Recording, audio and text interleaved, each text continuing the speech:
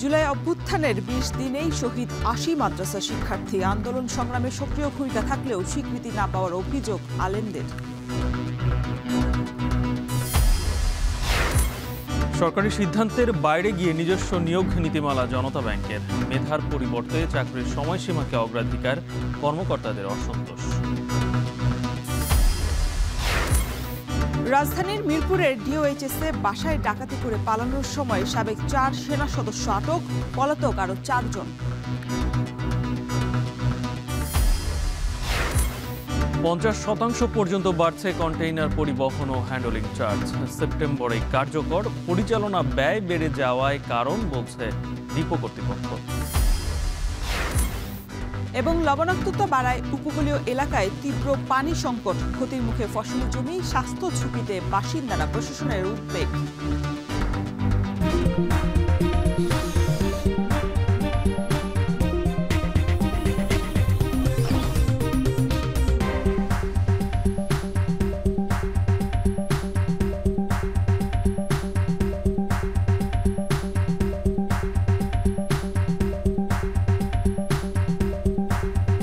স্বাগত। এখন সকালে পুরো আয়োজনে আপনাদের সঙ্গে আছি আমরা দুজন, আমি শরীফ রওশন, আমি গালিব ইবনে রিয়াজ।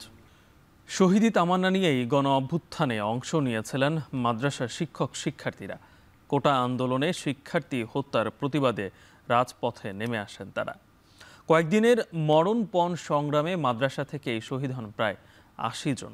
তবে আলেম সমাজের অভিযোগ, ২৪-এর গণ অভ্যুত্থান সহ দেশের সব আন্দোলন সংগ্রামে সক্রিয় ভূমিকা থাকলেও যথাযথ স্বীকৃতি পাননি তারা। এ অবস্থায় রাজনৈতিক সংস্কৃতির পাশাপাশি নৈতিক পরিবর্তনের তাগিদ তাদের। আরও জানাচ্ছেন হাসিব বিল্লাহ।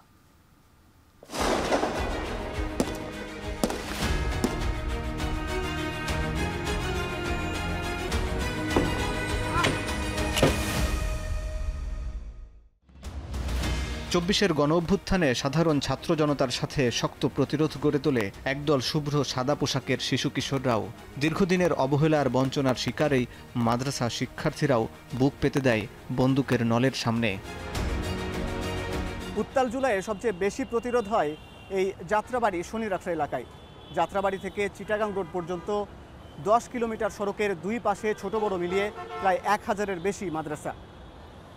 কোটা সংস্কার আন্দোলনে শিক্ষার্থী হত্যার প্রতিবাদে এই মাদ্রাসা শিক্ষার্থীরা রাজপথে নেমে আসেন। রাজপথ থেকে আন্দোলনে শহীদ হন প্রায় ৮০ জন এবং আহত হন কয়েক হাজার কওমি এবং আলিয়া মাদ্রাসার শিক্ষার্থী। ১৮ জুলাই কমপ্লিট শাটডাউন ঘোষণার পর দক্ষিণ ও পূর্বাঞ্চল থেকে রাজধানীর এই প্রবেশপথ কার্যত বন্ধ করে দেয় স্থানীয় ছাত্র জনতা। ১৯ জুলাই জুমার নামাজ চলাকালেই হামলা হয় যাত্রাবাড়ি বড় মাদ্রাসা হিসেবে পরিচিত জামিয়া ইসলামিয়া দারুল উলুম মাদানিয়ায়। এরপর জ্বলে ওঠে প্রতিবাদের আগুন। তো যখন ওরা এইভাবে আমাদেরকে আক্রমণ করলো ১৯ তারিখ, তখন আমরা একযোগে আমরা মাদ্রাসা গেট দিয়ে বের হয়ে আমরা এটা প্রতিহত করি।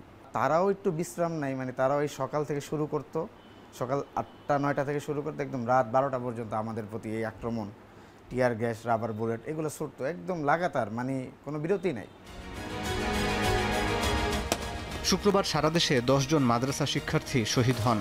অব্যাহত হত্যার প্রতিবাদে মরণপণ যুদ্ধে যোগ দেয় এ অঞ্চলের মাদ্রাসা শিক্ষক শিক্ষার্থী। ওটা আমাদের চাহিদা নাই এবং আমরা এখানে আমাদের প্রত্যাশাও কিছু নেই। আমরা মাঠে নেমেছি এই কারণে, আমরা বিশ্বাস করি প্রত্যেকটা মুসলিম এক দেহের মতো। ঢাকা ইউনিভার্সিটি আমরা দেখেছি ছাত্রলীগ কী ভয়াবহভাবে আমাদের বোনদের উপর হামলা চালিয়েছে, শহীদ আবু সাইদকে শহীদ করে দিয়েছে। এগুলো দেখার পর একজন মুসলিম ঘরে বসে থাকতে পারে না এবং আমাদের মনে হয়েছে যে হয়তো এবার আমরা আমাদের মাতৃভূমিকে আমরা রক্ষা করব, নতুবা আমরা নিজেরা শহীদ হয়ে যাব।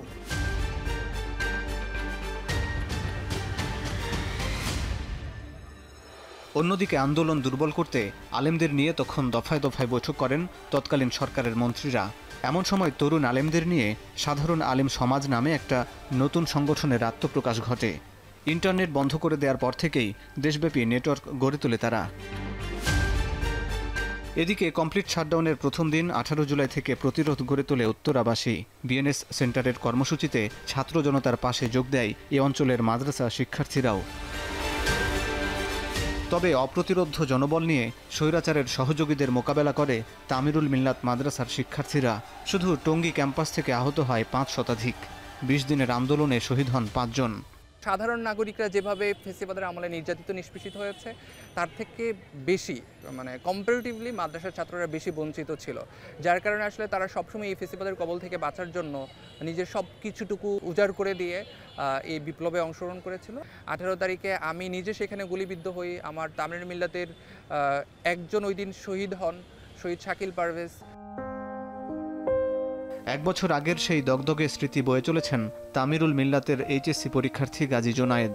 তামিরুল মিল্লাতে 15,000 স্টুডেন্ট রয়েছে, তো সেইখানে প্রতিনিয়ত আমরা আন্দোলনে শরিক হইতাম।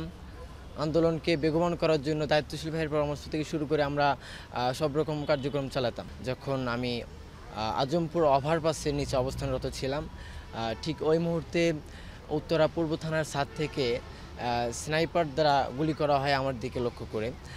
ঠিক স্নাইপারের একটি বুলেট আমার ডান হাতের এক পাশে লেগ, অন্য পাশ দিয়ে বেরিয়ে যায় এবং দ্বিতীয় বুলেটটি আমার বুকের নিচে এসে লাগে। এছাড়া ঢাকায় মোহাম্মদপুর, মিরপুর, রামপুরা, বাড্ডা ও বারিধারার পাশাপাশি সারা দেশের মাদ্রাসা শিক্ষার্থীরাও গণঅভ্যুত্থানে স্বতঃস্ফূর্ত অংশ নেন। ছাত্র জনতার প্রতিরোধে 5 আগস্ট পালিয়ে যায় স্বৈরশাসক শেখ হাসিনা। একদিকে যখন বিজয় উল্লাস, তখন যাত্রাবাড়ি কাজলার পাড়ের মাদ্রাসা শিক্ষক খোবাইবকে খুঁজছিলেন বাবা। আমার ছেলে খোবাইব, আমাদের এই মাদ্রাসায় তাকে ওস্তাদ হিসাবে রাখা হয়েছে, পড়াইতেও আছে। বিবাহর প্রস্তাব বিভিন্ন জায়গার থেকে আসছে, বিবাহ করাই না, করাইব এই আশা। 4 তারিখে তার আম্মাকে বলে, আম্মা আপনারা না আমার নাম খোবাইব রাখছেন, হজরত খোবাইব তো শহীদ হয়েছে। আব্বা আম্মার দোয়া তো কবুল হয়, আপনারা দোয়া করেন আল্লাহ পাক নিয়ে আমাকে শহীদ হিসাবে কবুল করে নেয়। অভ্যুত্থানের 1 বছর পর সাধারণ আলেম সমাজ মনে করে মাদ্রাসার অবদান ভুলে যেতে বসেছে রাষ্ট্র। যখনই কোনো আন্দোলনে এই ধর্মীয় জনগোষ্ঠী একদম নৈতিক সমর্থন দিয়ে দিবে, সে আন্দোলন সফল। আমরা এটাকে পূর্ণাঙ্গ বিপ্লব মনে করতে পারছি না, কারণ এই বিপ্লবের পরবর্তী সময়ে আমরা যখন দেখলাম যে বিপ্লবকে পুনর্ব্যাখ্যা করা হচ্ছে, যে বাংলা বসন্ত বাংলার মানুষ দেখেছে 24-এর গণঅভ্যুত্থানে, সেটাকে নানানভাবে ফিল্টারিং করা হচ্ছে। এটাকে বলা হচ্ছে এইভাবে না, এইভাবে একটা রাষ্ট্রীয় ফরম্যাট দেওয়ার চেষ্টা করা হচ্ছে। কিন্তু আপনি দেখবেন যে রাষ্ট্রীয় ফরম্যাটে কিন্তু 24-এর গণঅভ্যুত্থান হয়নি। মাদ্রাসা সংশ্লিষ্টরা বলছেন, জুলাইয়ের আকাঙ্ক্ষা বাস্তবায়ন করতে হলে রাজনৈতিক সংস্কৃতির পাশাপাশি নৈতিক পরিবর্তনও জরুরি। হাসিব বিল্লাহ, এখন, ঢাকা। 24 জুলাইয়ে গাজীপুরের রাজপথে গর্জে ওঠে তরুণ প্রজন্ম। বুকের তাজা রক্ত আর সাহসিকতার আগুনে সেদিন ছিন্ন ভিন্ন হয়েছিল স্বৈরতন্ত্রের 1.5 দশকের ক্ষমতার মসনদ। টিয়ারশেল, রাবার বুলেট, জলকামান কিছুই থামাতে পারেননি তাদেরকে। বছর পেরিয়ে আবারও এসেছে সেই রক্তাক্ত জুলাই। প্রশ্ন উঠেছে যে নতুন বাংলাদেশের স্বপ্নে রাজপথে রক্ত ঝরেছিল, সেই স্বপ্ন কতটুকু পূরণ হলো? বিস্তারিত জানাচ্ছেন ইফতেখার রায়হান।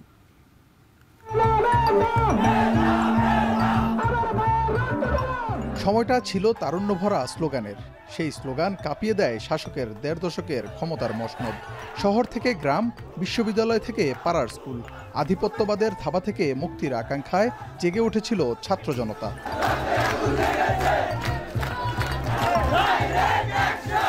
গাজীপুরের এই ডুয়েট প্রাঙ্গণকে বলা হয় জুলাই আন্দোলনের সূতিকাগার।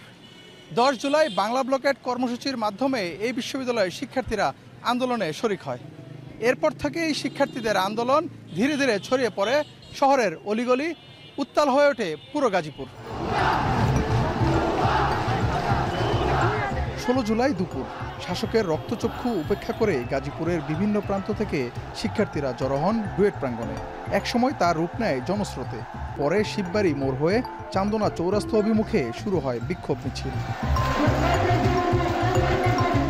যেন আমাদের জনসমাগমটা শুধুমাত্র ডুয়েট কেন্দ্রিক না হয়, এটা যেন পুরো গাজীপুরকে অ্যাকুমুলেট করা যায়। আমাদের এটাই ছিল মূল টার্গেট, এটা যেন এখান থেকে শুরু হচ্ছে এখানেই যেন শেষ না হয়। চৌরাস্তা ব্লক করার জন্য আমরা 16 তারিখ দুপুর 2টা থেকে আমরা জড়ো হতে থাকি ডুয়েট প্রাঙ্গণে। তো তখন আসলে গাজীপুরের বেশ কয়েকটি স্কুলে, বিভিন্ন স্কুল, কলেজ, মাদ্রাসার শিক্ষার্থীদের অংশগ্রহণে প্রায় 10 থেকে 15 হাজার শিক্ষার্থী অংশগ্রহণ করে। আন্দোলন চলাকালে পুলিশ সবচেয়ে বেশি বল প্রয়োগ করে এই শিববাড়ি এলাকায়।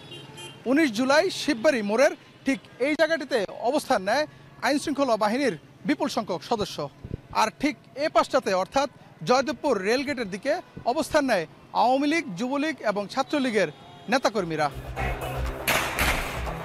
বুকের ভেতর অনেক ঝড়, বুক পেতেছি গুলি কর, এই স্লোগান হৃদয়ে ধারণ করে শিক্ষার্থীরা সেদিন রুখে দাঁড়ায়। টিয়ার শেলের ধোঁয়া, সাউন্ড গ্রেনেড, রাবার বুলেট আর জল কামানেও দমানো যায়নি এই তারুণ্যের প্রতিবাদ। মুহুর্মুহু গুলির শব্দে কেঁপে ওঠে পুরো এলাকা। পাখির মতো গুলি করে হত্যা করা শুরু করে, আমাদের স্টুডেন্টদের অকাতরে আহত করা শুরু করে দেয় এবং আমরা আহত শিক্ষার্থীদেরকে টেনে টেনে যত সরাচ্ছি তত তারা আরও এগিয়ে আসছে এবং আরও দ্বিগুণ উৎসাহে গুলি করে যাচ্ছে। মনে হচ্ছে যেন আমাদেরকে মেরে ফেলার জন্য তারা মরিয়া হয়ে উঠছে। কেউ আমাদের এইখানে বাইতুন্নুর গলি এইখানে অবস্থান নেয়, কেউ আমাদের মুন্সিপাড়া গলি যেটা এইখানে অবস্থান নেয়, আর কেউ আমাদের ডুয়েট অভিমুখী যে রুটটা এইখানে কেউ অবস্থান নেয়। সেই মুহূর্তে পুরো একটি বিধ্বস্ত শহর কাকে বলে, নারকীর তাণ্ডব সেদিন আমরা দেখতে পাই। আন্দোলন দমাতে 20 জুলাই থেকে সারা দেশে জারি হয় কারফিউ। সেদিন সকাল থেকে কারফিউ ভেঙে টঙ্গীর রাজপথ দখলে নেয় আন্দোলনকারীরা। দুপুরে ক্ষমতাসীন দলের সশস্ত্র নেতাকর্মীরা আন্দোলনকারীদের উপর ঝাঁপিয়ে পড়েন। সকাল থেকে আন্দোলনকারীদের প্রতিরোধে কার্যত অবরুদ্ধ হয়ে পড়ে থানাগুলো। সেই সুযোগে আন্দোলনকারীরা দখলে নেয় টঙ্গীর রাজপথ। বিভিন্ন স্থানে দলীয় ক্যাডারদের সশস্ত্র আক্রমণে হতাহতের ঘটনা ঘটে।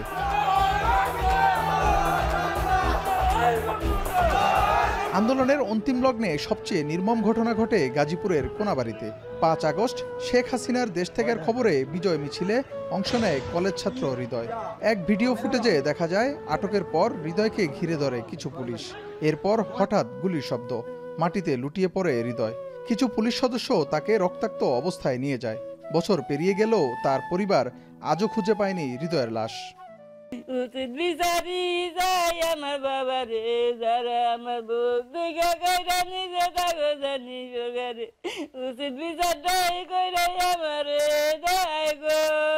বাইরের কোনো খোঁজ খবরও পাই না, বাইরে যে এমনি করে মারলো, কোন জায়গায় রাখলো, কি করলো, এনে কোনো তদন্তই পাইতেছি না। এই যে এত ত্যাগ, এত প্রাণের বিনিময়ে মানুষ পেয়েছিল নতুন এক মুক্তির স্বাদ, তবুও 1 বছর পর প্রশ্ন রয়ে গেছে, বিপ্লবের সেই আকাঙ্ক্ষা কতটা পূরণ হলো।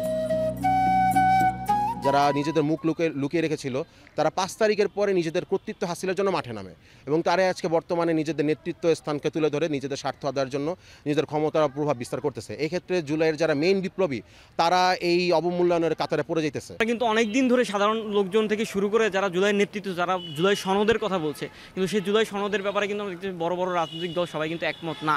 তো জুলাই সনদের ব্যাপারে যদি একমত না হয় তাহলে আমরা কিভাবে জুলাইয়ের আকাঙ্ক্ষাকে ধারণ করব? জেলা প্রশাসনের তথ্যমতে জুলাই আন্দোলনে গাজীপুরে গেজেটভুক্ত শহীদের সংখ্যা 18 জন। এখনও নির্ধারণ হয়নি আহতের সংখ্যা। এসব ঘটনায় গাজীপুর জেলার বিভিন্ন থানায় দায়ের করা হয়েছে 24টি মামলা, আর মেট্রোপলিটন এলাকার 8 থানায় মামলা হয়েছে 45টি, যার মধ্যে 18টি হত্যা মামলা। আর এসব হত্যা মামলায় অধিকাংশই প্রধান আসামি করা হয়েছে সাবেক প্রধানমন্ত্রী শেখ হাসিনাকে। ইফতেখার রায়হান, এখন, গাজীপুর। মার্কিন প্রেসিডেন্ট ডোনাল্ড ট্রাম্প ঘোষিত অতিরিক্ত 35% শুল্ক আরোপ ঠেকানোর লক্ষ্যে আগামী 5 বছর যুক্তরাষ্ট্র থেকে বছরে 7 লাখ টন গম আমদানির চুক্তি সই করেছে বাংলাদেশ। রোববার খাদ্য মন্ত্রণালয়ের সম্মেলন কক্ষে খাদ্য অধিদপ্তর ও ইউএস হুইট সমিতির মধ্যে চুক্তিটি সই হয়। চুক্তিটি যুক্তরাষ্ট্রের সাথে $6 বিলিয়ন বাণিজ্য ঘাটতি কমাতে সাহায্য করবে বলে মনে করছে বাংলাদেশ। এর ফলে বাংলাদেশের মূল রপ্তানি পণ্য, বিশেষ করে তৈরি পোশাকের রপ্তানির ক্ষেত্রে অনুকূল পরিবেশ তৈরির পথ প্রশস্ত হবে বলেও মনে করছে ঢাকা। দেশের অন্তর্বর্তী সরকারের খাদ্য উপদেষ্টা আলী ইমাম মজুমদার স্বাক্ষর অনুষ্ঠানে বলেন, চুক্তিটি কেবল প্রতিযোগিতামূলক মূল্যে নিশ্চিত করবে না, বরং দুই দেশের মধ্যে বাণিজ্য সম্পর্ক জোরদার করবে।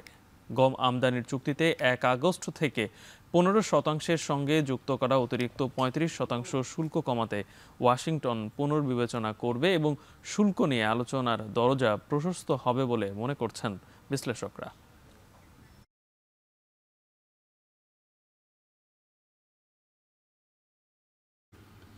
রাষ্ট্র মালিকানাধীন ব্যাংকগুলোর জন্য ভিন্ন পদোন্নতি নীতিমালার মধ্যেই আলাদা নীতিমালা করছে জনতা ব্যাংক।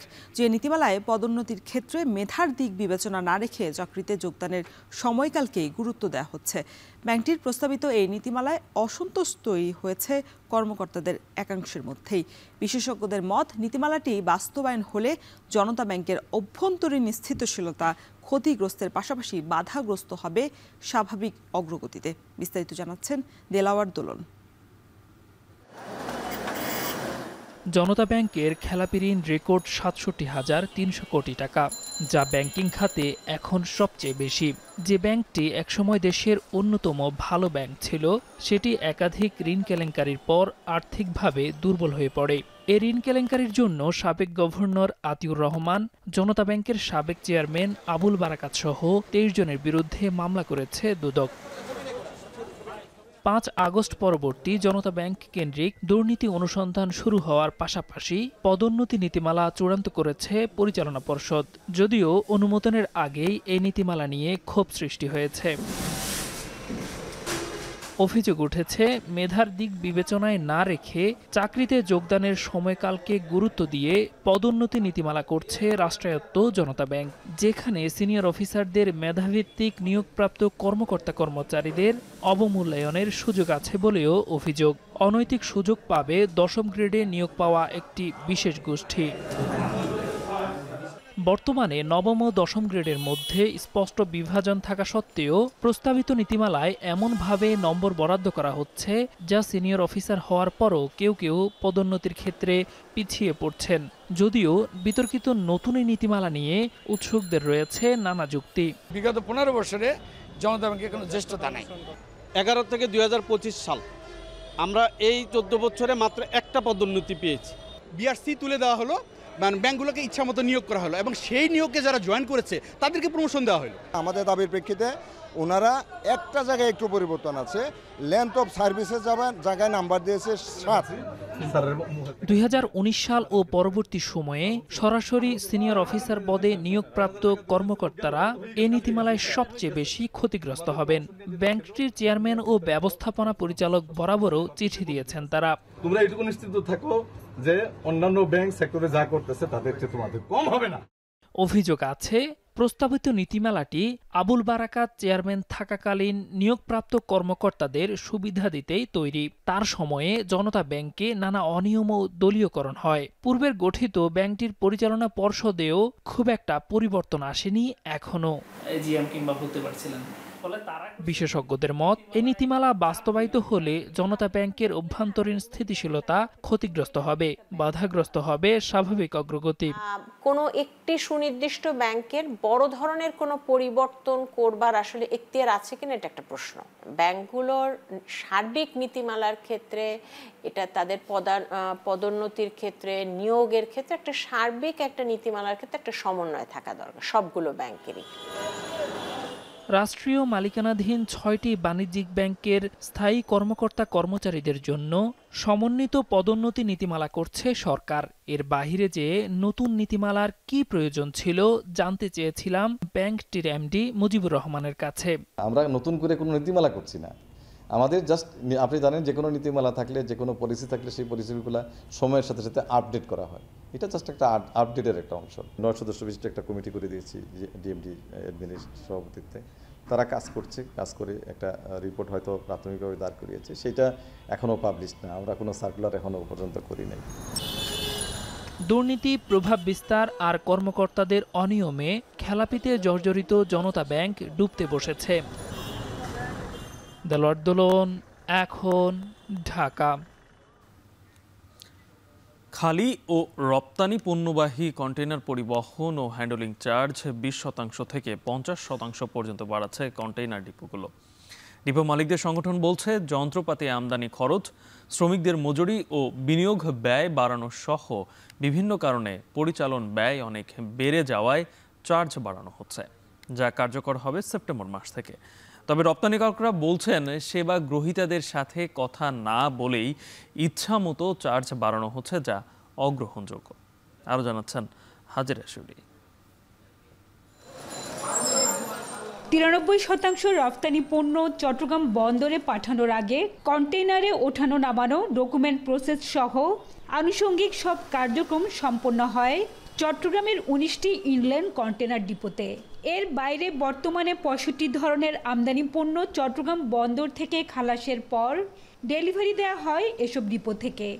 এজন্য পণ্য ট্রেইলার ও কাভার্ড ভ্যান থেকে ওঠানো নামানো, পরিবহন, ডেলিভারি ও যন্ত্রপাতি ব্যবহার সহ 16 থেকে 17 ধরনের সেবার বিপরীতে মাশুল নেয় ডিপোগুলো। আইসিডি পরিচালনাকারীদের দাবি, আমদানি রফতানি বাণিজ্য বাড়ার সাথে যন্ত্রপাতি আমদানি ও রক্ষণাবেক্ষণ খরচ, শ্রমিকের মজুরি বাড়ানো সহ সার্বিক পরিচালন ব্যয় ও বিনিয়োগ বেড়েছে বহুগুণ। সর্বশেষ 2016 সালে রফতানি কন্টেনার হ্যান্ডলিং চার্জ ও 2022 সালে জ্বালানি তেলের মূল্য বাড়লে বেশ কিছু সেবার মাশুল বাড়ানো হয়। এরপর গত 3 বছরে কোনো মাশুল না বাড়ানোয় বিপাকে পড়েছেন তারা। এতে আইসিডিগুলোর সক্ষমতা বাড়ানো যাচ্ছে না। এ অবস্থায় টিকে থাকতে খালি ও রফতানি কন্টেনার হ্যান্ডলিং ও পরিবহন চার্জ বাড়ানো হচ্ছে, যা কার্যকর হবে সেপ্টেম্বর থেকে। 2016 সালের পর থেকে এই সেবা মাশুলগুলো রিভাইজ করেনি এবং গত 9 বছরে বেসরকারি অফডকগুলোর লেবার খরচ বহুলাংশে বৃদ্ধি পেয়েছে। পাশাপাশি ডলারের এগেনস্টে টাকার ডিভ্যালুয়েশন হয়েছে, যে কারণে অফডকগুলো এই সেবা মাশুল বৃদ্ধির সিদ্ধান্ত গ্রহণ করেছে। ইন্ডিভিজুয়াল অফডকগুলো তাদের নিজস্ব ক্লায়েন্টের সাথে দ্বিপাক্ষিক আলোচনার মাধ্যমে এই সেবা মাশুল নির্ধারিত করবেন এবং সেই মতো তাদের সেবা দেওয়ার কার্যক্রম চালিয়ে যাবেন। রফতানিকারক ও সেবা গ্রহীতাদের অভিযোগ, আইসিডিগুলোর বর্তমান সেবার চার্জ চট্টগ্রাম বন্দর থেকেও দ্বিগুণ, অথচ ব্যবহারকারীদের সাথে আলোচনা ছাড়াই আবারও অস্বাভাবিকভাবে মাশুল বাড়িয়েছে তারা। বিদ্যুৎ, জ্বালানি, পরিবহন ও কাঁচামালের ব্যয় বৃদ্ধির সাথে মার্কিন শুল্ক চাপে কঠিন সময় পার করছে দেশের রফতানি খাত। এ অবস্থায় আইসিডিগুলোর চার্জ বাড়ানোয় রফতানি খাতে আরও সংকট তৈরি হবে বলছেন সংশ্লিষ্টরা। স্টেক হোল্ডারের সাথে আলোচনা না করে মন গড়াভাবে কোনো প্রাইস যদি বাড়িয়ে দিই, এটা কোনোদিন অ্যাকসেপ্ট করা যাবে না। এমনি আমাদের যে এক্সপোর্টে বিজনেসের জন্য আমাদের টার্মারিজ 80, cost of the business is very tough, এখন হচ্ছে না, মিলতেছে না। তো এই জায়গায় যদি এখানে যদি এক্সপোর্টে যদি আমাদের কস্ট বেড়ে যায়, তো আমাদের ব্যবসা পরিচালনার জন্য দুরূহ হয়ে যাবে। এখন রপ্তানিকারকরা আমেরিকার শুল্ক আরোপের পরে খুব খারাপ অবস্থায় আছে। তাদের অনেক রপ্তানি এখন ডিটেইন করে দিয়েছে শুল্কের জন্য। এই চার্জগুলো প্রায় 50% বৃদ্ধি প্রতিটা আইটেমে। তো এটা আমাদের দেশের ব্যবসা বাণিজ্যের জন্য আগামী দিনে প্রভাব পড়বে এবং আমদানি রপ্তানিকারকের খরচ বেড়ে গেলে মূল্যস্ফীতি বেড়ে যাবে। আমদানি, রফতানি ও খালি কন্টেনার মিলিয়ে বছরে মোট 22 লাখ কন্টেনার হ্যান্ডলিং করে বেসরকারি 19টি কন্টেনার ডিপো। হাজিরা শিউলি, এখন চট্টগ্রাম। রাজধানীর মিরপুর ডিওএইচএসের একটি বাসায় ডাকাতি করে পালানোর সময় সাবেক 4 সেনা সদস্যকে আটক করেছে পুলিশ। তাদের কাছ থেকে ইয়াবাসহ লুট করা মালামাল জব্দ করেছে পুলিশ। এ সময় আরও 2 সেনা সদস্য সহ 4 ডাকাত পালিয়ে যায়। হোসেন জিয়াদের প্রতিবেদন। ব্যবসায়ী স্বামীর মৃত্যুর পর থেকে মিরপুর ডিওএইচএস এর একটি ভবনে এক ছেলে ও এক মেয়েকে নিয়ে থাকতেন এই নারী। রোববার দুপুরে আইন শৃঙ্খলা বাহিনীর সদস্য পরিচয়ে জোরপূর্বক তার বাসায় ঢোকেন কয়েকজন ব্যক্তি। বাসায় মাদকদ্রব্য আছে এমন কারণ দেখিয়ে তল্লাশির নামে সোনাদানা সহ বিপুল সম্পদ লুট করে তারা। আলমারিতে মনে করেন টেবিলে যেখানে যা পাইছে, আমার মেয়ের ফোন, আমার ছেলের ফোন, ল্যাপটপ, ট্যাপে যে ক্লাস করে এগুলা, তারপর আলমারি খুলে স্বর্ণ, আংটি, ডায়মন্ডের সেটের যা পাইছে, মানে আমার মেয়ের গহনা, আমার গহনা যা পাইছে, যেখানে যা পাইছে, একদম পারফিউমটা পর্যন্ত, আতরটা পর্যন্ত কিচ্ছু রাখে নাই। ভুক্তভোগী এই নারী জানান, ডাকাত দলের 4 সদস্য গ্রেপ্তার হওয়ার পরও হুমকির শিকার হচ্ছেন তিনি। ও যে বলতেছে যে ছুটেই তো যাবে, ছুটে পরে দেখবে, বলেই তো দিল আমাকে যে কয়দিন আর ভিতরে থাকবে, ছুটে পরে আমার ছেলেকে দেখবে, ধরবে। এদিকে মিরপুর জোনের এডিসি জানান, গ্রেপ্তারকৃত 4 জনের সবাই সাবেক সেনা কর্মকর্তা। এদের মধ্যে একজন অবসরপ্রাপ্ত লেফটেন্যান্ট। 8 জন মিলে সেই বাসায় তারা যায়। যাওয়ার পরে সেই বাসায় গিয়ে তারা সেই ধরনের যে পরিমাণে মাদক বা অর্থ, সোনাদানার কথা তারা সোর্স মারফত জানতে পেরেছিল। সে বাসায় গিয়ে সে ধরনের কিছুই পায়নি। যা পেয়েছে বাসায় সেগুলোই নিয়ে কিছু মোবাইল, অল্প কিছু সোনাদানা এগুলো বা ল্যাপটপ এগুলো নিয়ে তারা বাসা থেকে বের হয়ে যায়। 4 জন আসামি এই মামলায় আমরা ধরেছি, আর মামলার বিষয়টি প্রক্রিয়াধীন আছে। এছাড়াও ডাকাত দলের পলাতক 4 জনের মধ্যে রয়েছে সেনাবাহিনীর আরও 2 সাবেক সৈনিক। তাদেরকে ধরতে অভিযান অব্যাহত রয়েছে বলেও পুলিশের পক্ষ থেকে জানানো হয়। হোসেন জাহিদ, এখন, ঢাকা। মাগুরায় বেড়েছে সবজির দাম। প্রকারভেদে প্রতি কেজি সবজির দাম বেড়েছে 5 থেকে 20 টাকা। তবে কাঁচা মরিচের দাম কিছুটা কমেছে। এ নিয়ে আরও বিস্তারিত জানাতে একতা সবজির আড়ত থেকে যুক্ত হচ্ছেন বিশ্বজিৎ বাপি। বাপি, দাম বাড়ার কারণ হিসেবে কি বলছেন বিক্রেতারা, আর কাঁচা মরিচের দাম এখন কেমন, কতটুকু কমলো?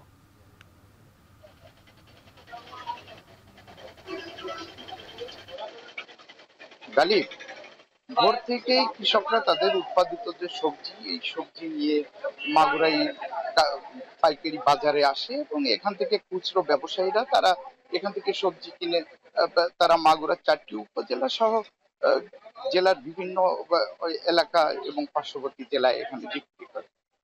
এখান থেকেই সবজি যে কৃষকরা তাদের যে উৎপাদিত সবজি নিয়ে আসছে তারা এখানে কিন্তু বিক্রি করছে। আমরা এই মুহূর্তে আছি মাগুরার সব থেকে বড় পাইকারি খুচরা বাজার, মাগুরা একতা কাঁচা বাজার। এই বাজারে সকাল থেকে সবজি বিক্রি হচ্ছে। তবে প্রত্যেক দিনের তুলনায় কিন্তু আজকে কিন্তু সরবরাহ বেশ কিছুটা কম দেখা যাচ্ছে এবং প্রত্যেকটা সবজি কিন্তু বেশ চড়া দামে বিক্রি হচ্ছে। আমরা যদি সবজির দামের কথা বলি, যে পটল গত সপ্তাহে বিক্রি হয়েছে 30 থেকে 35 টাকা, আজ কিন্তু সেটি কিন্তু বিক্রি হচ্ছে 50 থেকে 50 টাকা করে, যেটা খুচরা পর্যায়ে দামটি আরো 10 টাকা বাড়বে। এছাড়া যেমন কচুর মুখী বিক্রি হচ্ছে 30 থেকে 35 টাকা। এছাড়া লাউ বিক্রি হচ্ছে 45 থেকে 50 টাকা, যেটা খুচরা পর্যায়ে বিক্রি হবে 60 থেকে 65 টাকা। এছাড়াও বেগুন এবং উচ্ছের দাম সব থেকে বেশি বিক্রি হচ্ছে। বেগুন এবং উচ্ছে বিক্রি হচ্ছে পাইকারি বিক্রি হচ্ছে 70 থেকে 80 টাকা এবং যেটি খুচরা বাজারে এসে কিন্তু 90 থেকে 100 টাকা। তো মাগুরায় আমরা যে বাজারটিতে প্রত্যেকটা সবজির দামই কিন্তু এখানে কিন্তু বেশি রয়েছে। আমরা ব্যবসায়ীদের সাথে কথা বলেছি, তারা বলছে যে সবজির সরবরাহ কম থাকায় এই বাজারটিতে কিন্তু আজকে দামটা বেশ বেশি। তো এই ছিল গালিব যে মাগুরা সবজির বাজার থেকে সর্বশেষ। মাগুরা থেকে যুক্ত ছিলেন সহকর্মী বিশ্বজিৎ বাপি। উপকূলীয় এলাকায় দিন দিনই বাড়ছে লবণাক্ততার পরিমাণ। এতে বেশি কিছু এলাকায় তৈরি হয়েছে খাবার পানির সংকটও। আবার লবণাক্ততার কারণে বাধাগ্রস্ত হচ্ছে ফসল উৎপাদনের ক্ষেত্রেও। বিশেষজ্ঞরা বলছেন, লবণাক্ততার কারণে শুধু ফসলি জমি নয়, শারীরিকভাবেও ক্ষতিগ্রস্ত হচ্ছেন উপকূলীয় এলাকার মানুষ। উদ্বিগ্ন সংশ্লিষ্ট জেলা প্রশাসকরাও। মাহমুদুন নবীর তোলা ছবিতে বিস্তারিত দেখুন ফেরদৌস সুহাগের প্রতিবেদনে। বিষখালী ও বলেশ্বর নদী, যা বরগুনার পাথরঘাটা দিয়ে বয়ে গিয়ে বঙ্গোপসাগরে মিশেছে, এতে পার্শ্ববর্তী এলাকাগুলোতে পর্যাপ্ত পানি থাকলেও সুপেয় পানির সংকটে রয়েছেন পাথরঘাটার বাসিন্দারা। পানিতে লবণাক্ততা থাকায় একই অবস্থা পটুয়াখালীর কলাপাড়া, রাঙাবালি ও গলাচিপা উপজেলায়। পাথরঘাটার অধিকাংশ পুকুরে বৃষ্টির পানি ধরে রেখে সারা বছর ফিল্টারিং করে পান করেন বাসিন্দারা। উপজেলার প্রায় 1 লাখ বাসিন্দার মধ্যে 50 ভাগ ও পৌর এলাকায় 27,000 বাসিন্দাদের মধ্যে 20 ভাগ মানুষ এখনো সুপেয় পানি থেকে বঞ্চিত। পাথরঘাটা ডিপ টিউবওয়েলের পানি একসে লবণ এবং খাওয়ার মতো কোনো যোগ্য না। টিউবওয়েলের পানিটা পাথরঘাটা এত লবণ যা মোহে লইলে আপনার দাঁত পড়িয়ে দিবে। পাথরঘাটা 1 নাম্বার হলো পানির সমস্যা, 1 নাম্বার। আর এইটা যদি উপরস্থ যারা কর্মকর্তা যারা আসে, এটা যদি একটু নজর দেয়, অন্তত গরিব এবং দিনমজুর যারা, এদের অনেক উপকার হইবে। এদিকে বরগুনার তালতলির লালুয়া গ্রামের বাসিন্দারা বছরে মাত্র একবার ফসল ফলাতে পারেন। কৃষকরা জানান, সিডরের পর লবণাক্ততা বাড়ায় ফসলের স্বাভাবিক উৎপাদন ব্যাহত হচ্ছে। সিডরের পর লবণাক্ত পানি ঢোকার কারণে আমাদের এখানে ওই শুধু একটি খন্দই হয়। এখন ধানটা বাইরে, ওই সময় লবণটা জাগিয়ে যায়, জাগিয়ে গেলে আমাদের ফসলটা সিটে হয়ে যায়। সরকারে তো আমাদের মিষ্টি পানি যদি ব্যবস্থা করে, তাহলে তো আমাদের মানে এই ফসলটা দেওয়ার মতো আমাকে পরিবেশ হয় আর কি। স্বাস্থ্য বিশেষজ্ঞরা বলছেন শরীরে প্রয়োজনের তুলনায় মাত্রাতিরিক্ত লবণ ক্ষতিকারক। এতে হতে পারে ডায়রিয়া, চর্মরোগ সহ অন্যান্য স্বাস্থ্য সমস্যা। কলাপাড়া, কুয়াকাটা থেকে শুরু করে পায়রা নদী পর্যন্ত আমরা অনেক বেশি, দ্বিগুণেরও বেশি টলারেবল রেঞ্জের থেকে স্যালাইনিটি পেয়েছিলাম। ইউরিনের সোডিয়াম কনসেন্ট্রেশন স্বাভাবিকের মাত্রার থেকে অনেক বেশি। ব্লাড প্রেশার মেজারমেন্টে সেটি ওখানে 22% গর্ভবতী মায়েদের মধ্যে আমরা হাইপারটেনশন পেয়েছি, যেটি নিঃসন্দেহে অ্যালার্মিং। বিশেষজ্ঞরা বলছেন দেশে 907টি নদ নদীর মধ্যে বরিশাল বিভাগে আছে 99টি। ফলে এসব অঞ্চলের মানুষ নদী নির্ভর। তাই বিপর্যয় এড়াতে লবণাক্ততা আর বাড়তে দেওয়া উচিত না বলে মনে করছেন তারা। লাইন ওয়াটার মূলত আমাদের এখানে দুইভাবে প্রবেশ করে। একটা হচ্ছে সারফেস দিয়ে, যেটা ল্যান্ডের উপর দিয়ে, আর আরেকটা হচ্ছে আমরা দেখি না, এটা মাটির নিচে আমাদের যে একুইফার আছে, একুইফারে স্যালাইনের ওয়াটার প্রবেশ করছে, যেটা আমরা টিউবওয়েলের ওয়াটার লবণাক্ততা সেটার মাধ্যমে বুঝি যে আমাদের একুইফারে লবণাক্ততা প্রবেশ করছে। এই যে লবণাক্ততা পানিতে এবং মাটিতে, এটাকে আর বাড়তে দেওয়া যাবে না, এবং এটার জন্য একটা সমন্বিত integrated water management system develop করতে হবে। এদিকে প্রতিনিয়ত লবণাক্ততার পরিমাণ বাড়ায় উদ্বিগ্ন জেলা প্রশাসকরাও। বলছেন সংকট নিরসনে ব্যবস্থা নেওয়ার চেষ্টা চলছে। যেভাবে লবণাক্ততা দিনকে দিন বৃদ্ধি পাচ্ছে, আসলে এটি জনস্বাস্থ্যের জন্য এবং ভবিষ্যতে একটি অদূর ভবিষ্যতে একটি সুপেয় পানির একটা বিশাল সংকট হবে। বিভিন্ন প্রতিষ্ঠান গবেষণা করছে, আশা করছি যে আমরা ভালো একটি ফল পাবো। এই বিষয়টি আমাদের নজর আসার পর আমরা আমাদের ঊর্ধ্বতন কর্তৃপক্ষকে এবং আমাদের ডিসিস কনফারেন্স যেটা হয় সেটাতে আমরা একটা চিঠি লিখেছি যে যদি এই অঞ্চলের জন্য, অর্থাৎ বরগুনা জেলার জন্য যদি আলাদা কোনো একটা সেচ প্রকল্প, সমন্বিত সেচ প্রকল্প নেওয়া যায়, যে সংকট সেটা দূরীভূত হবে। উপকূলীয় এলাকার প্রায় 28.5 লাখ হেক্টর জমিতে রয়েছে লবণাক্ততার প্রভাব, যার মধ্যে 10.56 লাখ হেক্টর জমি তীব্র লবণাক্ততার কবলে। পানির অপর নাম বলা হয় জীবন। পানি বিশুদ্ধ বা সুপেয় না হলে তা কিন্তু জীবন হানিও ঘটাতে পারে। পানি এবং মাটিতে লবণাক্ততা বৃদ্ধির কারণে যে সমস্যা তৈরি হয়েছে সেটি কিন্তু ব্যাপক আকার ধারণ করতে পারে আগামী দশকে। সমুদ্রপৃষ্ঠের উচ্চতা বৃদ্ধি এবং জলবায়ু পরিবর্তনের প্রভাবে এমনটা সৃষ্টি হতে পারে। এজন্য দরকার গবেষণা এবং যথাযথ পদক্ষেপ গ্রহণ করা। ফেরদাউস সোহাগ, এখন, বরগুনা। ভ্রমণ পিপাসুদের কাছে অত্যন্ত প্রিয় পর্যটন শহর কক্সবাজার, যেখানে রয়েছে বিশ্বের দীর্ঘতম প্রাকৃতিক সমুদ্র সৈকত। প্রতি বছর 30 লাখেরও বেশি পর্যটক এই শহরেই ঘুরতে যান। কিন্তু পর্যটনের এই উচ্ছ্বাসের ছায়ায় যেন চাপা পড়ে যাচ্ছে একটি বিপন্ন শহরের গল্প। অনিয়ন্ত্রিত পর্যটন, অপরিকল্পিত হোটেল নির্মাণ, পরিবেশ দূষণ আর প্রশাসনিক গাফুলতিতে ভয়াবহ বিপদের মুখে কক্সবাজার। এই প্রেক্ষাপটে জেলার পরিকল্পিত উন্নয়নের জন্য একটি মহাপরিকল্পনা শুরুর কাজ শুরু করেছে কক্সবাজার উন্নয়ন কর্তৃপক্ষ। আরও জানাচ্ছেন মিনতোষ পদজ্ঞ। গত এক দশকে কক্সবাজারে পর্যটকের সংখ্যা বেড়েছে কয়েক গুণ। সেই সঙ্গে পাল্লা দিয়ে বেড়েছে হোটেল, রিসোর্ট, রেস্তোরাঁ এবং অন্যান্য পর্যটক কেন্দ্রিক স্থাপনা। গণপূর্ত বিভাগের হিসেব অনুযায়ী হোটেল মোটেল জোনে 226টি হোটেল নির্মিত হয়েছে গণপূর্ত থেকে বরাদ্দ পাওয়া জমির পুরোটা দখল করে। এছাড়াও জাতীয় গৃহায়ণ কর্তৃপক্ষে বরাদ্দ নেওয়া আবাসিক ফ্ল্যাটেও চলছে বাণিজ্যিক হোটেল ব্যবসা। পরিবেশ অধিদপ্তরের তথ্য বলছে কক্সবাজারে 5 শতাধিক হোটেল রিসোর্টের মধ্যে প্রায় 12টি হোটেলের নিজস্ব সুয়েজ ট্রিটমেন্ট প্ল্যান্ট রয়েছে। বাকিগুলোর পয়ঃবর্জ্য সরাসরি গিয়ে পড়ছে খাল নালার মাধ্যমে সাগরে। এসব অনিয়ন্ত্রিত নির্মাণ ও ব্যবসার দায় স্বীকার করেছেন হোটেল মোটেল গেস্ট হাউস মালিক সমিতির সভাপতি নিজেই। অথচ তার পরিচালিত হোটেলেও নেই পূর্ণাঙ্গ এসটিপি। এই কারণে সংগঠনের নেতৃত্বে থেকেও ন্যূনতম পরিবেশ মানদণ্ড রক্ষা না করায় তার ভূমিকায় এখন প্রশ্নের মুখে। যেসব স্থাপনা উঠেছে, যেসব হোটেল মোটেল হয়েছে, তাদেরকে বাধ্যতামূলক এসটিপির আওতায় নিয়ে আসা। যারা এসটিপির আওতায় আসবে না, এসব হোটেল বন্ধ করে দেওয়া উচিত বলে আমি মনে করি। এটা আসলে আমাদের শুরুতেই কোনো পরিকল্পনা আমাদের হাতে ছিল না, আর ছিল না বলেই 500-র মধ্যে প্রায় 350-400 হোটেল অপরিকল্পিতভাবেই সৃষ্টি হয়েছে। পরিকল্পনাহীন সম্প্রসারণ এবং অপর্যাপ্ত ড্রেনেজ ব্যবস্থার বিষয়ে হতাশা প্রকাশ করেছেন পৌরসভাও। কোনো একটা রাস্তা ড্রেন এভাবে যদি আঁকাবাঁকা হয়ে করা যায় সৌন্দর্য তো নষ্ট হয়, সৌন্দর্য হানি হয় এবং পর্যটকের চলাফেরার জন্য কোনো বর্ধিত স্থাপনা তো রাখা উচিত না। পরিবেশ অধিদপ্তরের ছাড়পত্র ছাড়া এসব হোটেল এতদিন কিভাবে চালু ছিল সেই প্রশ্নের কোনো উত্তর দিতে পারেনি কর্মকর্তারা। যেসব হোটেলে এরকম এসটিপি নেই তাদের বিরুদ্ধে আমরা আইনগতভাবে প্রত্যেক মাসে অভিযান পরিচালনা করা হচ্ছে, আইনগত ব্যবস্থা নেওয়া হচ্ছে। অনিয়মের এখানেই শেষ নেই। সৈকতের ৩০০ মিটারের মধ্যে আদালতের নিষেধাজ্ঞা উপেক্ষা করে গড়ে উঠেছে বহু স্থাপনা। জেলা প্রশাসনের অনুমতি নিয়েই বসানো হয়েছে প্রায় ৬০০ ঝুপড়ি দোকান। কক্সবাজার উন্নয়ন কর্তৃপক্ষ বলছে, জেলার পরিকল্পিত উন্নয়নের লক্ষ্যে একটি মহাপরিকল্পনার কাজ চলছে। অপরিকল্পিত ঝুপড়ি থেকে আরম্ভ করে সব কিছু, সুতরাং এটা চাইলে জেলা প্রশাসক যদি একটু স্ট্রিক্ট হয় তাহলে এটাকে আমরা মেনে স্ট্রিম করতে পারি। আদারওয়াইজ এটা আমরা যারা ব্যবসায়ী যারা আছে তাদের পক্ষে এটা সম্ভব না। এবছরের ডিসেম্বরের মধ্যে আমরা কয়েকটি ফেজে এই কার্যক্রম আমরা হাতে পাবো।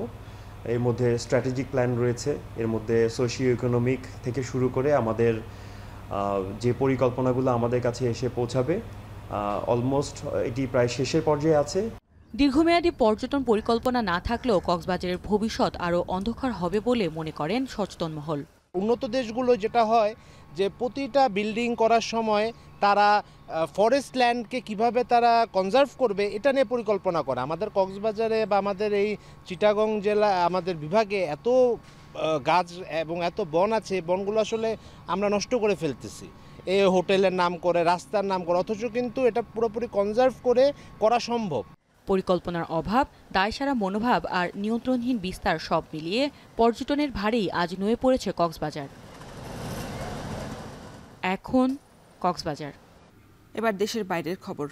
পারমাণবিক ইস্যুতে ব্রিটেন, ফ্রান্স, জার্মানির সঙ্গে ইস্তাম্বুলে শুক্রবার আলোচনায় বসতে যাচ্ছে ইরান। বৈঠকটি দেশগুলোর উপপররাষ্ট্রমন্ত্রী পর্যায়ে অনুষ্ঠিত হবে। আল জাজিরা সহ বিভিন্ন আন্তর্জাতিক সংবাদ মাধ্যমে উঠে এসেছে এমনই তথ্য।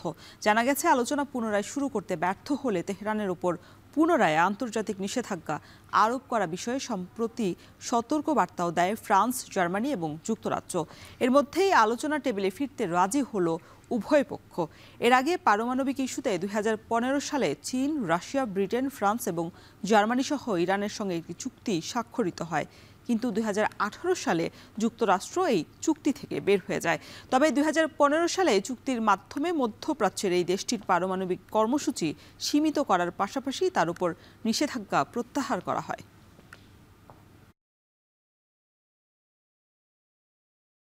শ্রীলঙ্কায় সিরিজ জয়ের পর পাকিস্তান বধ। টাইগারদের টানা ৩ টি-২০ ম্যাচ জয়ে উচ্ছ্বসিত দর্শকরাও।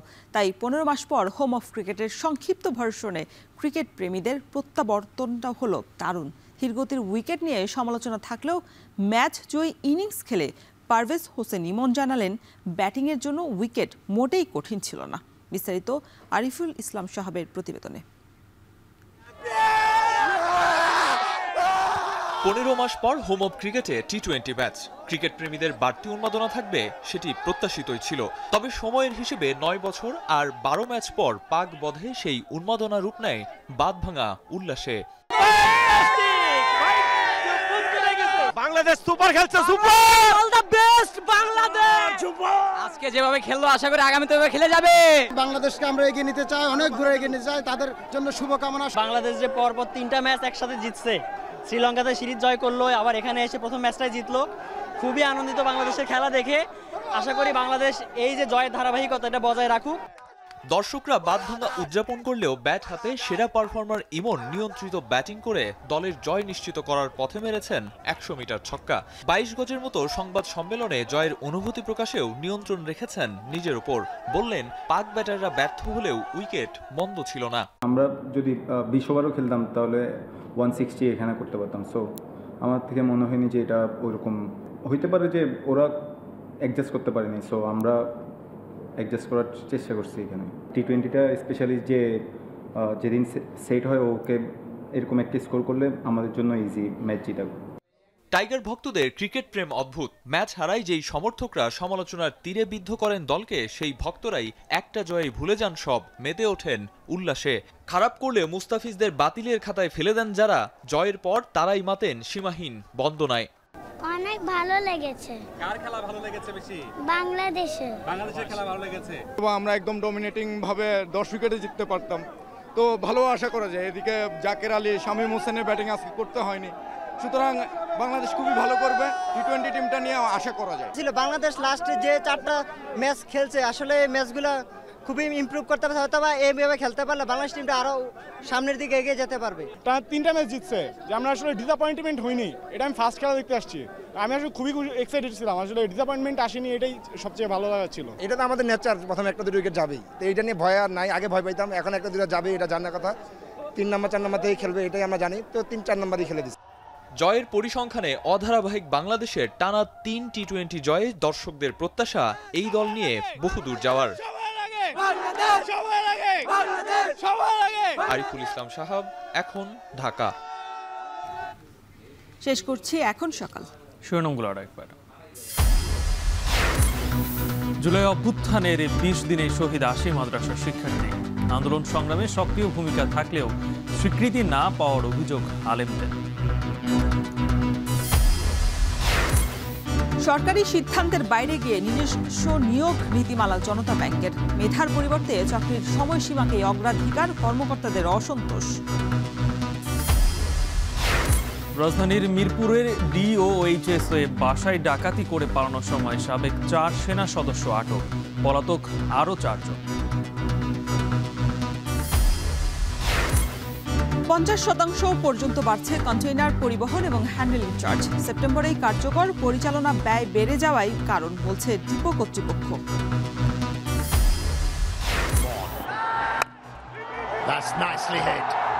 That's it.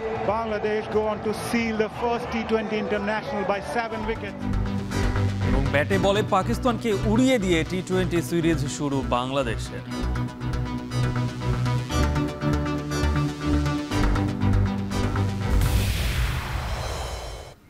এই ছিল এখন সকালের আয়োজনে। এখন টেলিভিশন ওয়েবসাইটে দেখতে ভিজিট করুন www.ekhon.tv।